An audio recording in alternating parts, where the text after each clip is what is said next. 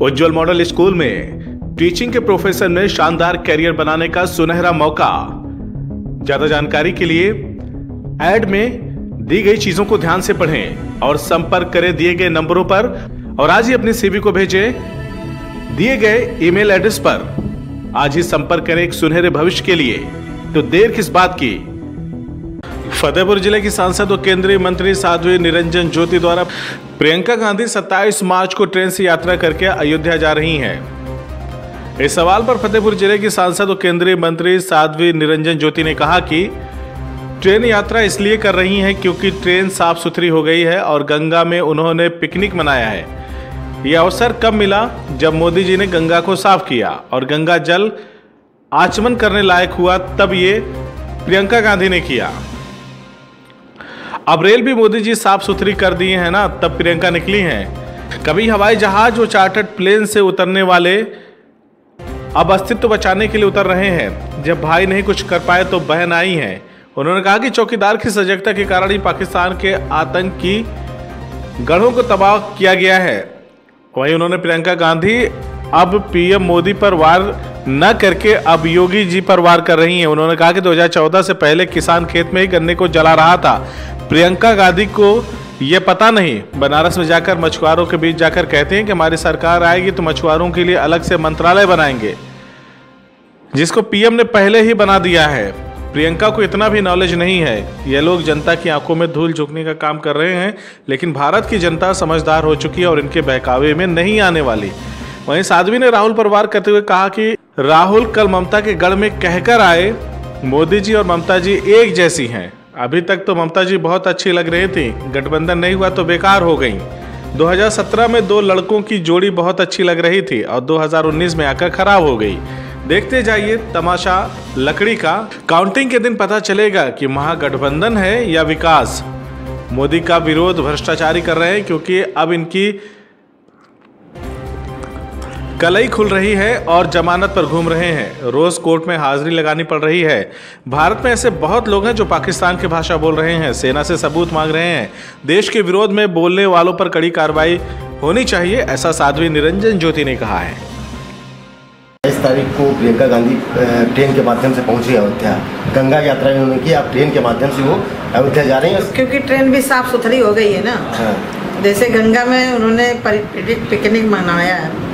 ये अवसर कब मिला? जब मोदी जी ने उसको स्वच्छ किया और गंगा का जल आचमन करने लायक हुआ, तब वो गंगा यात्रा में निकली ना।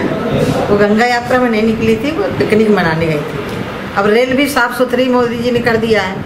अपनी ये रेल हवाई जहाज और चार्टर्ड विमान के नीचे उतरने वाले तो आए ना। ये कोई जनता के लिए और देश के लिए नहीं उतर रहे हैं, ये अपना अस्तित्व बचाने के लिए उतर रहे हैं। मकसद क्या है रेल यात्रा का?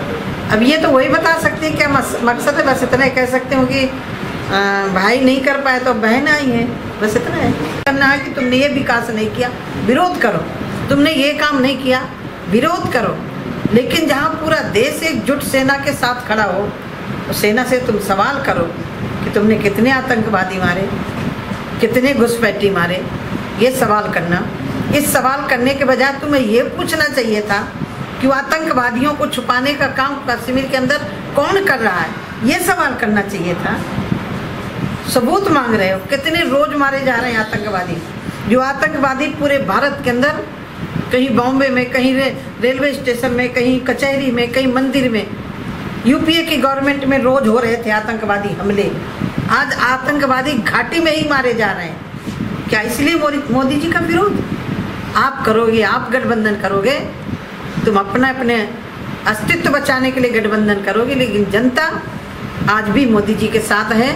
और माननीय प्रधानमंत्री जी 2019 में दावे से प्रधानमंत्री बनेंगे और देश की सीमाओं को सुरक्षित रखेंगे। देश का एक विश्व के पटल पर नाम स्थापित करने का जो श्रेय जाता है, तो माननीय प्रधानमंत्री जी को था। नेशनल कॉन्फ्रेंस के नेता ने एक बयान दिया है, अगर जो पाकिस्तान को एक गाली देगा तो मैं उसको 10 गाली दूंगा। मुझे लग रहा है कि मोदी जी ऐसे लोगों पर निगाह रखें। आपने देखा कि जम्मू कश्मीर के अंदर जितने भी अलगाववादी नेता थे, उन अलगाववादियों को सुरक्षा किसने दी थी? यूपीए की गवर्नमेंट में सुरक्षा मिली थी ना। ये हिम्मत किसने जुटाई? देश के अंदर, कश्मीर घाटी के अंदर पत्थरबाजों को पैसा कौन दे रहा था? यही लोग दे रहे थे। ये साहस 56 इंच वाला ही जुटा सकता है, हिम्मत साहस जो दिखा सकता है उनकी सुरक्षा छीनने में, अलगाववादियों पर बैन लगाने का। ये उसके अलावा और कोई नहीं कर सकता। पाकिस्तान, ये तो पाकिस्तान की बोल रहे हैं, भारत में रहकर पाकिस्तान की। मैं इतना कह सकती हूँ कि जनता उनको जवाब देगी, हमें देने की जरूरत नहीं है।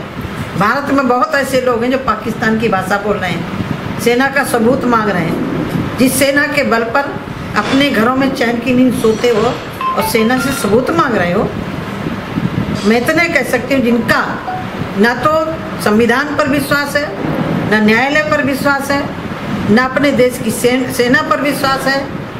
मुझे लग रहा है कि ऐसे लोगों को जो देश के विरुद्ध बोले उसके ऊपर कड़ी से कड़ी कार्रवाई होनी चाहिए।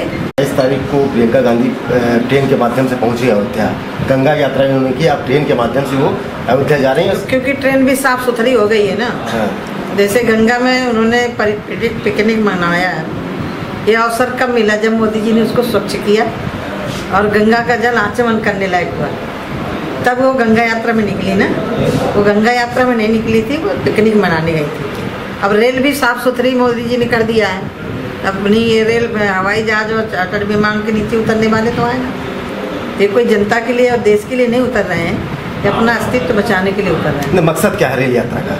अब ये तो वही बता सकते हैं क्या मकसद है। बस इतना कह सकते हो कि भाई नहीं कर पाए तो बहन आई है, बस इतना है।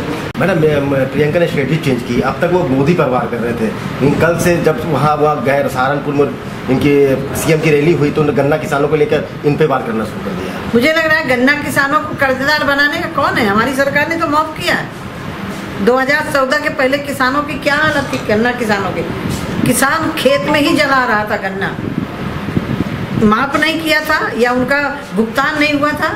ये किसने किया था? यूपी उत्तर प्रदेश में सपा सरकार ने किया था। अभी तो हमारी सरकार को 2 साल बने हुआ है, ये करना तो इनको चाहिए था ना। केंद्र में कांग्रेस की सरकार रही 2014 के पहले, कितना किसानों का कर्जा माफ किया। आप पंजाब चले जाइए, मध्य प्रदेश चले जाइए, छत्तीसगढ़ चले जाइए, कर्नाटक चले जाइए, जहाँ जहाँ इन्होंने वादा किया कि हम किसानों का कर्जा माफ करेंगे। प्रियंका गांधी को ये पता नहीं है, बनारस में मछुआरों के बीच में जाकर के खड़े होकर के कहते हैं कि हम मछुआरों के लिए अलग से मंत्रालय बनाएंगे, जिसको माननीय प्रधानमंत्री जी ने पहले ही बना दिया। इतना भी नॉलेज नहीं है, इतनी भी जानकारी नहीं है कि किन के लिए प्रधानमंत्री जी कौन कौन काम कर रहे हैं। ये जनता की आंखों में धूल झोंक सकती हैं, लेकिन जनता इतनी समझदार भारत की है कि इनके गुमराह में आने वाली नहीं है। अगर आपको हमारी खबर अच्छी लगी तो खबर को लाइक करें, शेयर करें और चैनल को सब्सक्राइब जरूर करें। साथ ही स्क्रीन पर दिख रही घंटी को दबाएं ताकि आप तक हमारी सभी खबरों के नोटिफिकेशन पहुंचते रहें।